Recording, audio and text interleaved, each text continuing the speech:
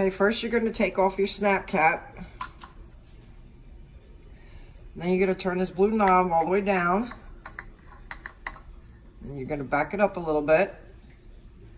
And then you're going to take your screwdriver, and the set screw here in the middle is going to give you your delivery pressure. So you're going to turn it down, and you're going to see the outlet gauge needle move.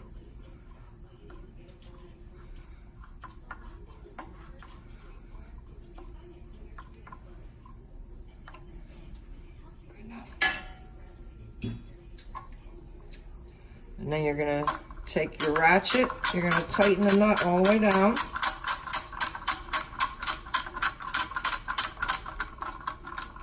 And then when you feel it go all the way down, you're just going to give it a snug. And now you have it tight. And then you put your snap cap back on.